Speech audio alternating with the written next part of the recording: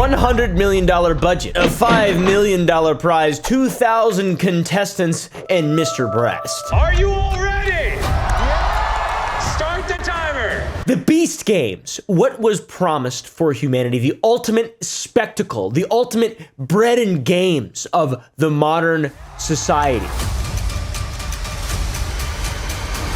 It has happened. It is on Amazon. You can watch it if you'd like. You can read the reviews if you want. It's insane. All these fake 5 stars feels like bot comments.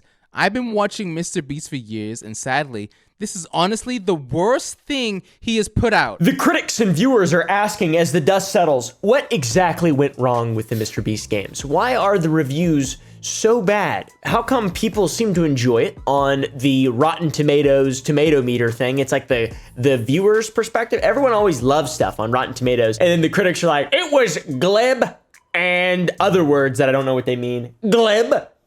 Glib. Frankie doesn't, I thought you might know what glib meant.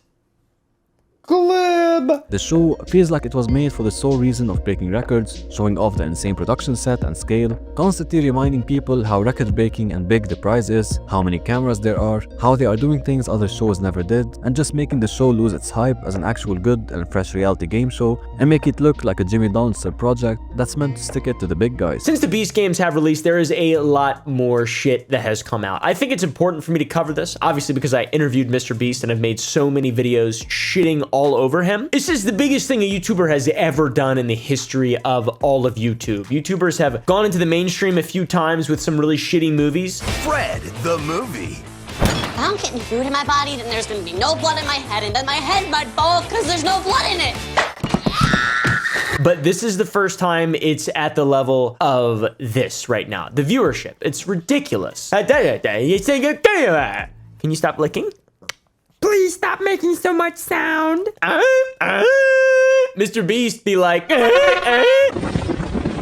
The budget for the Beast games was $100 million, and that is crazy. Between 2,000 and 1,000 contestants all vying for the $5 million prize pool. It's a pretty wild thing that they have made and tried to do here on Amazon Prime or wherever that is, wherever it was uploaded. They made this crazy dystopian Beast City, and it was just really, it was an elaborate environment. It's very complex. It's far more complex than the classics that we all love, you know, for the high IQ individuals out there like Wipeout. All right, headed up for the big balls.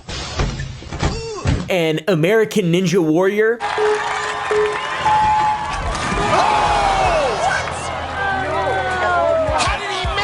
The Beast games incorporated multiple platforms and had different game setups, some intricate, some a little more simple. Technologically, through the editing, a lot of that stuff, I watched a couple episodes. It has definitely got the Kardashian level of, hey man, I want to keep watching this. This game has already started. And it will not end until the last 3 rows to eliminate someone will all be eliminated together. But will it provide you with anything meaningful in your life in any way other than a brief respite and maybe some, you know, a little bit of alleviation from boredom? No. No, this will not provide you with anything at all in your life. This is like watching a really long TikTok that you don't even understand. It's like watching a Chinese guy talk for 25 minutes an episode. 鱼饺我好像没吃过哎，这个碗好吗？好吃吗？我有点想吃啊。它跟鱼丸差不多吗？ It's really what it is. It's the same level of entertainment for me. So let's talk about that. I'm interested to see the implications having all the dust settled. I mean, leading up until this, Stephen Asarch, one of my friends, I feel like at this point, a real journalist, has broken and covered a lot in regard to the Beast games, bad stuff going on behind the scenes, shining a light on it, and then Mr. Beast acknowledged some of it in the interview and kind of, you know, swept some of it around. I don't know. I don't really care all that much about the, specifics. Mr. Beast is used to making videos like this. I rented a $1 million a night hotel room, and I also rented this $1,000 a night cave, this $10,000 a night underwater palace, this $50,000 a night island, and so much more. And we're gonna spend the night in all of them, starting with the world's cheapest hotel all the way in India. And then recently he's made some bigger stuff, but now he's doing a show on Amazon with a massive $100 million budget. I assume he put everything into this and leveraged absolutely everything thing. He used his channel and his online influence to market it. He engaged directly with his audience through social media. He shared some behind the scenes and updates about the show. Kind of surprised that they don't know what some of the challenges are going to be yet. It's like 3 days until they film the first episode. Was it surprising to you? Yeah. Was it anticipated? I really don't know who Mr. Beast's audience is. His audience doesn't really exist where I'm at. My audience likes it when he gets shit on, it seems like, a lot. But he still gets hundreds of millions of views on his YouTube channel, so he's got an audience somewhere. Who is it? I'm not sure. Maybe it's kids. I don't fucking know. It's not me. The 666 Beast himself, Mr. Beast, the Antichrist, to be honest, himself fueled the hype. He said each episode will be bigger and bigger than the last YouTube video, or whatever the fuck he said. I'm not sure. He has a really new, I think, has he been yelling more? I'm not sure. He seems AI generated though. I am standing on $5 million of real money, the largest grand prize in entertainment history. And competing for this $5 million are these 1,000 contestants. Come on in. So yeah, everybody loved it, except for the people who aren't his audience. They didn't really like it that much, to be honest. They didn't really like Mr. Beast's show on Amazon Prime. They prefer, you know, Deadwood or Game of Thrones or Barry or anything else. But look on the bright side, James. It's going to be a scorcher today. It's like a really long, crazy YouTube video. That's awesome. YouTube video though, huh? Now, I'm not sure about the viewership ratings, but the actual critical ratings are very, very, very bad. They're extremely mean and all. It's just mean. I'd be like, whoa, shit. It's an eyesore to try and watch for over 10 minutes. Some people look absolutely cringe with their reactions to the point where it feels less unscripted, as they put it, and more fake. Right. I'd have to like propose to my girlfriend or something after that just to get that L off me. But the Beast Game viewers were left asking, how can a man spend $100 million and have thousands of contestants and fail to captivate the audience, the average American? Nah, obviously children would be very captivated, but it's difficult. This type of show does not appeal to critics. Let's be real. Welcome to the elimination train. That has never been done on TV before. The stakes have never been higher. If he misses, your entire team is gone. I feel terrible. I let down my whole team. Who is going to drop? I'm in a literal insane asylum. This challenge might be the most cutthroat thing I've ever done. The response to the Beast Games from the critical perspective, which by the way is nonsense most of the time. There's a lot of shows and there's not that many shows. There's a lot of movies, not even a lot, a couple movies that have bad critical receptions and that I really like. A show, Terminal List. I like the Terminal List a lot, okay? And it got a pretty poor critical reception, I believe, but I think it's a good show. The book's good as well. It's just not for everybody. Meanwhile, there's other shows, some recent one, I can't remember what it is, but it was critically received and I was just like, this is boring, all right? And then there's other shows like Nope, or a movie like Nope, where the first time I watched it, I was like, I would rather it just be aliens. You know, like I get it. It's like complicated and it's a complicated, deep, in-depth thing, but like I just don't care. I want there to be aliens. And I want the little alien scene, I want that to be real. I want the chimp to rip people up all the time.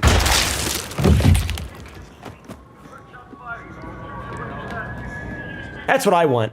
I'm a fucking idiot. But I kept thinking about that movie a lot more after I watched it and then watched it again, and it's amazing. I actually like it more than Get Out, which I think Get Out is one of the best horror movies of all time. Anyways, Beast Games has a 2 out of 10 from IGN and The Telegraph. Professional reviewers consistently describe the show as boring. All right, it's so mean. Boring! They highlight a disconnect between the show's grand, ambitious scale and its actual value of entertainment. I mean, nobody's getting shot, murdered, killed, or at least all of that's happening is happening behind the scenes and they're trying to cover it up. It's not actually going on camera. The value's not on the screen. I shouldn't say that.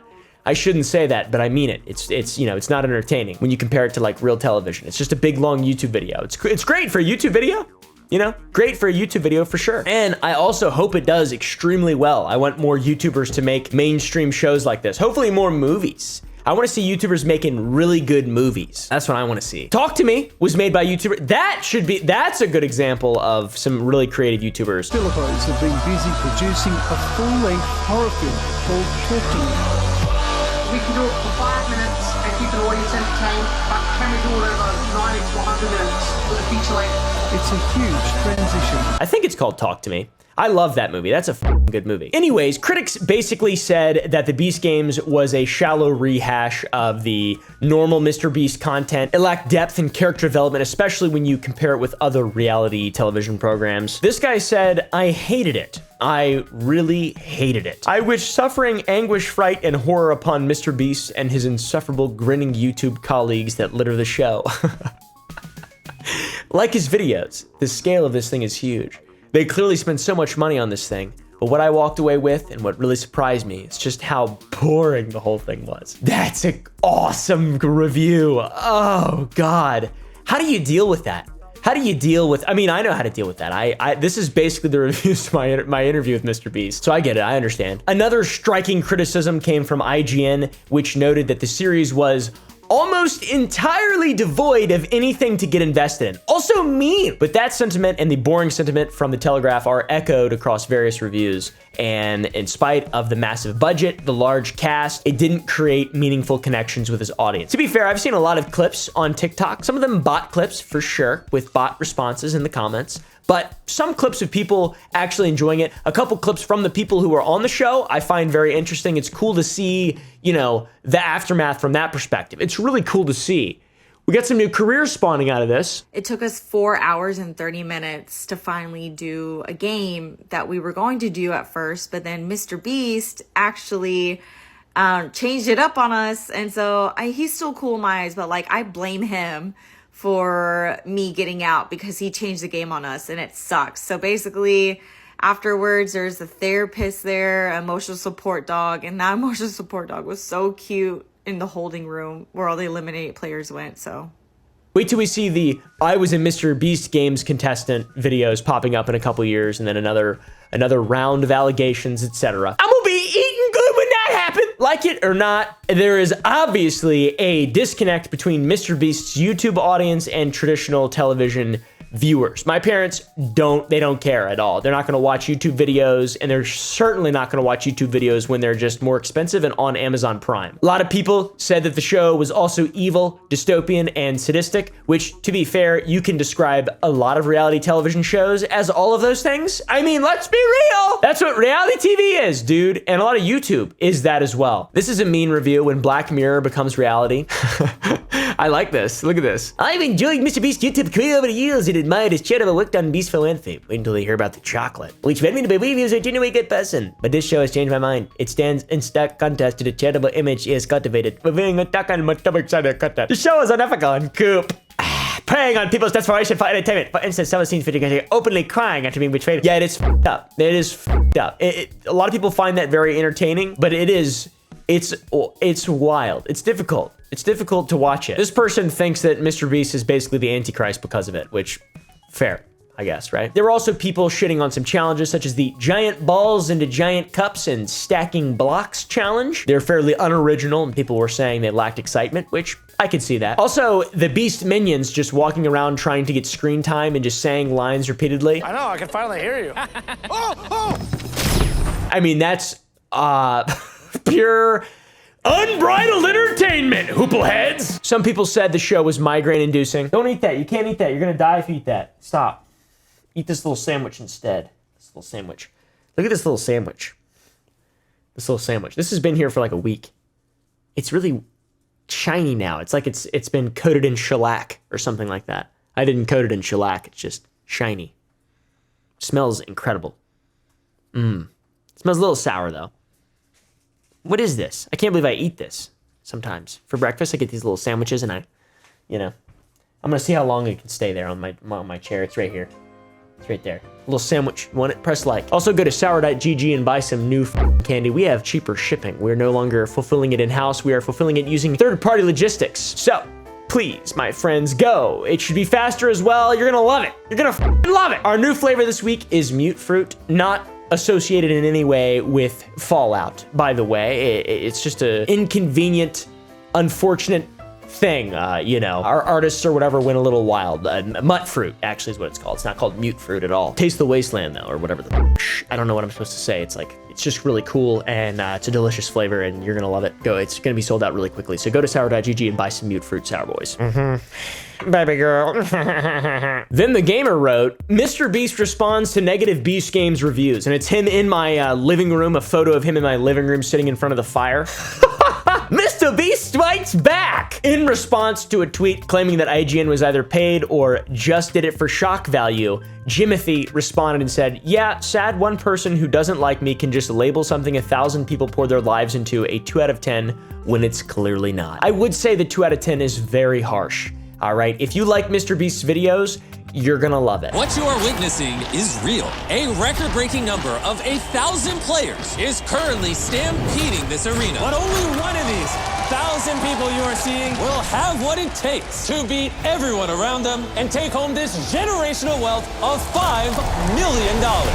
Welcome to Beast Games. I mean, it's that simple. It's really that simple. And a f***ing shit ton of people like Mr. Beast's videos. It's impossible to argue with that. It's impossible. It's irrational to argue with that. But finding it boring though, that's valid. I mean, rating it a 2 out of 10 is definitely valid as well. I mean, this guy probably has fancy taste or whatever. He probably thinks Us is better than Get Out. I don't know why I'm using the Jordan Peele movies as examples, but it's not though. It's not. It's the worst of the three. Easily. By far the worst. Now, on to the contestants of the show. That has been a massive point of contention online for a while. What was the experience the contestants had? You're seeing them crying on the show. You're seeing them just like SpongeBob, tears. Just screaming, cry. Hey, buddy. Quit that. Quit that, buddy. Want this little sandwich? Want this little sandwich? You can't have it. You're going to die if you eat it.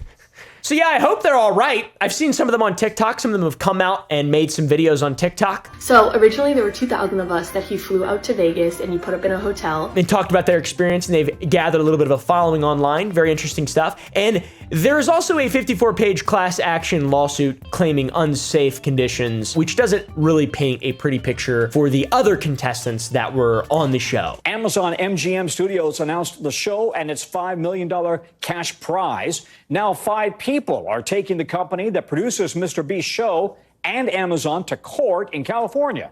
They cite poor working conditions. I mean, to be fair, a lawsuit doesn't mean anything unless it's held up in court. You can sue anybody over anything. That's very important to realize. One contestant, Nick Giassi, posted on YouTube talking all about his time on the Beast Games in a 22-minute long video. He said the problems immediately began when they arrived in Vegas. The contestants had been given Uber QR codes that were supposed to get them free rides to the stadium the show was filming at, but they didn't work, so people had to cover their own Uber fares. When we get to Las Vegas, they give us a little QR code for us to use on Uber. It does not work. I'm in my early 30s, so thank God I have my life somewhat together, especially financially. So I'm able to afford an Uber. I don't care if I have to pay out of pocket, get my Uber from the airport to the hotel. It's literally like a 10-15 minute drive anyways. But I know that there's a lot of people that aren't in the same boat and they need that QR code to work because who knows, maybe they don't have an extra 30 bucks in their bank account. Which that's not fair. That's bad. Also a major inconvenience, but still a minor one, depending on the financial situation of the contestant, of course, and I hope everyone was reimbursed. Now, the QR codes working for Nick wasn't a big deal. He's in his 30s, but there were other contestants, younger people who aren't as fiscally responsible as someone who is really old, like Nick and myself. I'm not in my 30s yet, but I feel really old. Another contestant, Brett Westgore, had befriended contestants on Nick's team as young as 19. I'm 37 years old, and 3 of these people hadn't even turned 21 yet. The only way I would have maybe met some of these people is if I asked them to babysit my kids. And I'm pretty sure I would go to jail if I asked my babysitter to hang out afterwards. The ages in my alliance ranged from 19 to 38 years old.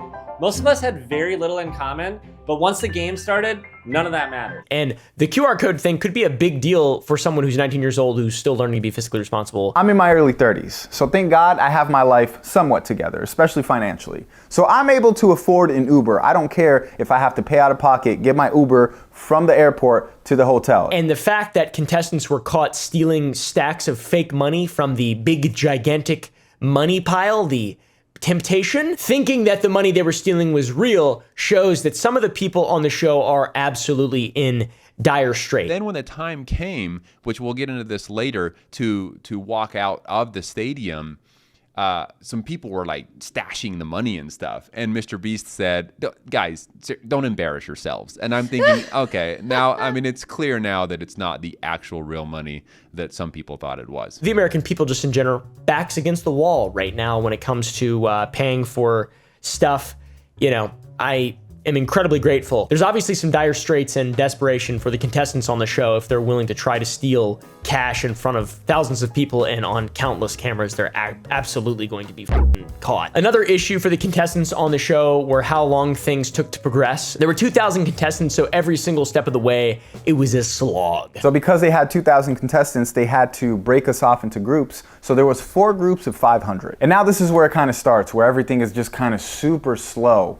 I'm not sure you're familiar with production, but there's a famous saying, hurry up and wait. And they're dealing with 2,000 plus people. So think about how long it takes to deal with 2,000 plus people. For 2,000 people to go to the bathroom, for 2,000 people to drink water, for 2,000 people to eat.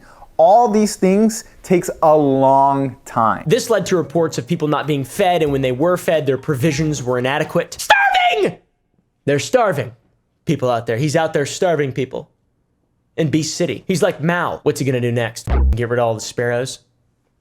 That's something he would do. 5 million locusts versus 800 sparrows is what he's gonna, that's his next video. A fella named Sam, another contestant that made videos about his experience, said that as well, that it was, you know, a lot of waiting and difficult, and there were trauma bonds. There was a lot of wait time, and so we made some really strong bonds, if you want to call them trauma bonds, from waiting so much and sitting on a floor.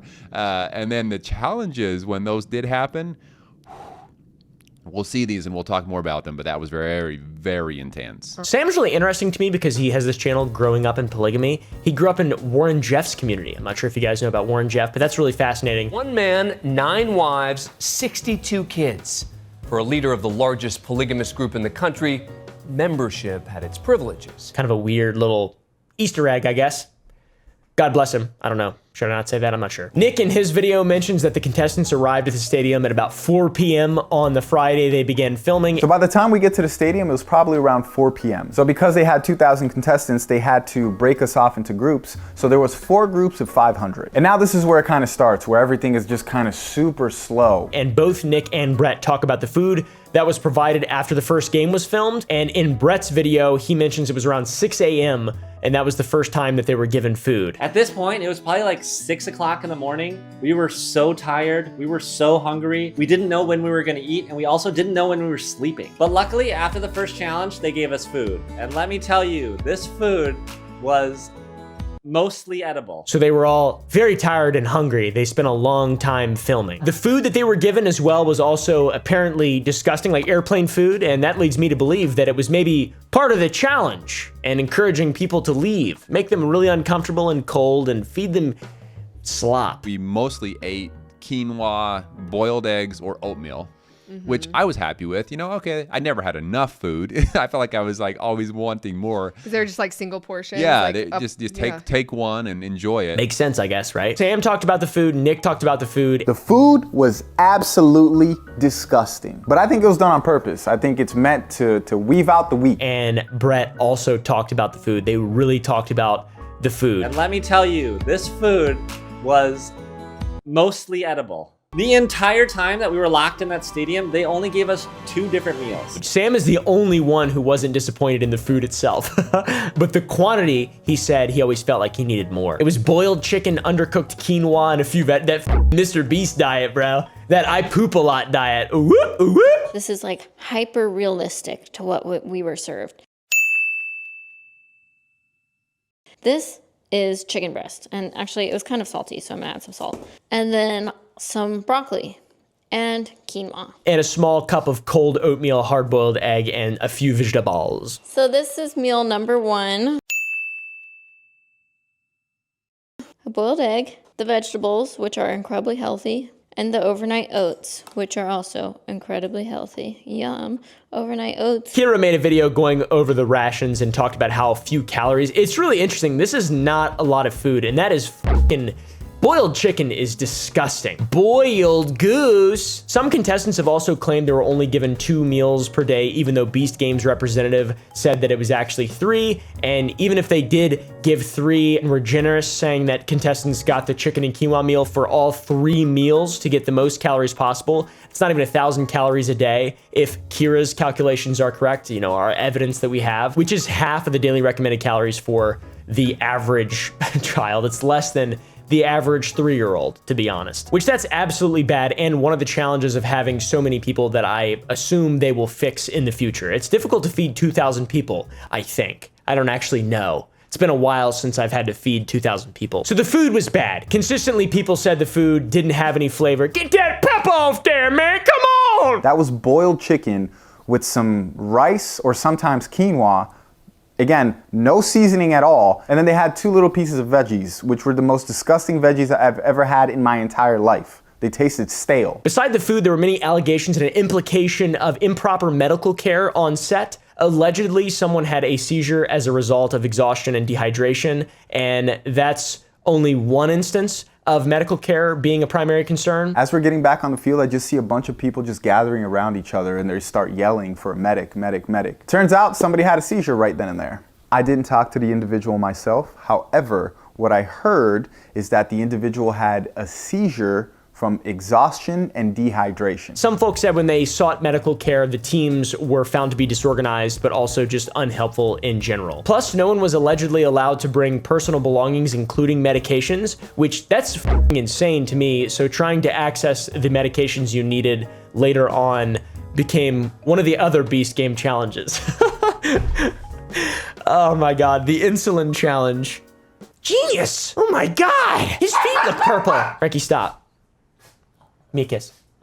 That's Petey, stop that. Now, I regret making the insulin joke because there were hospitalizations reported by contestants and individuals who went into diabetic shock on top of the seizure that was mentioned by Nick. One diabetic contestant was allegedly denied insulin for 2 days, and one woman had given Beast Games her heart medication, 5 days worth, and she was denied it the day, and when she finally got access to it, apparently 4 days worth of medication were missing, which if any of this is true, there needs to be consequences. Absolutely. There needs to be a proper investigation. There's no excuses for that. Beyond just the need of medication for some contestants, there were injuries. Any show like this, you know, people are just gonna fall. 1 in 2,000. Some people are gonna get cancer while they're there statistically. I don't actually know about that. They could, I'm not sure. But there were already issues of contestant injuries due to the way that production was set up off the bat. Injuries began before the first challenge ever even took place when contestants were simply getting their team jerseys. There were injuries due to the mad rush of the throngs of people running to grab their jerseys. One woman was reportedly punched over her jersey and another person was trampled underfoot. Rest in peace. They didn't die, I'm just kidding. Brett talks about the craziness of the jersey situation in his video, saying that with the hundreds of people fighting over jerseys, hundreds of people were trying to grab our jerseys at the exact same time. It was like a bunch of pigeons trying to fight for the last piece of bread. It created a very ruthless and egocentric team later on. I'll talk about that in a minute. Yeah, he could say it better than I could. The conditions of the Beast Games and the response of the actual contestants involved. Now, for the first time, we have words from the people involved that aren't massively NDA'd, massively non-disparaged. Maybe they are, I'm not exactly sure, but they've resulted in Brett, Nick, and Sam all mentioning how they trauma bonded with those around them. By taking all these things that make you comfortable and create this environment where it's almost like a trauma bonding in a sense. So when you're doing these games and you see your friends get eliminated, it truly, literally hurts you. And the way that it was run was reportedly so bad that even crew members, production staff, and venue management had their own issues as well, not even the contestants. I mean, reading this looks very bad. The consistent mentioning of the issues around the handling of people's medication, prescribed over the counter, whatever it is, that's fucking crazy. I don't understand how that is an issue. This part of this article I find very interesting as well. Allegiant Stadium worker Ray said she heard management express disinterest in future collaboration with Mr. Beast because of their disrespect. Just absolute disaster, said Ray, who worked on the cleanup following the filming's conclusion. The whole stadium is currently covered in sand. They were using spaces and props they were told not to, breaking items and leaving a mess to be cleaned, said Ray. Another fellow, Jack, said that he had been looking forward to working in the Mr. Beast production and was disappointed in how his team handled it. Donaldson, Mr. Beast, Jack said, seemed largely ignorant of the production struggles. That's interest. He just didn't know. According to Jack, he was ignorant of the struggles of production. He was just walking around screaming about money. Oh my God! He really screams in that show. He's yelling, dude. Now, a lot of you are probably wondering, is it even possible to drop 80 people at the same time? And the answer is yes. Drop the row. Plus the hygiene of the show, there's some nasty shit, dude. I'm surprised we didn't have another 13th century bubonic plague outbreak with the outbreak center being the Beast Games, Beast City, or whatever the f it's called. Some of these contestants was nasty. Similarly to medications, contestants could check clean underwear to Beast Games staff like it was some kind of luggage. And then there was the clean underwear situation. Also, just like the medication, everybody was supposed to put, I think, 3 to 5 of their undergarments inside of a plastic bag with your name on it, and when you wanted fresh underwear, they would give you fresh underwear if you went to the desk and you checked in with them. But when you have 2,000 people, or at this point 1,600 people, it's still very hectic, and that's a lot of people to manage. So throughout our time there at Allegiant Stadium, we did not shower. They gave us some deodorant wipes and toothbrushes.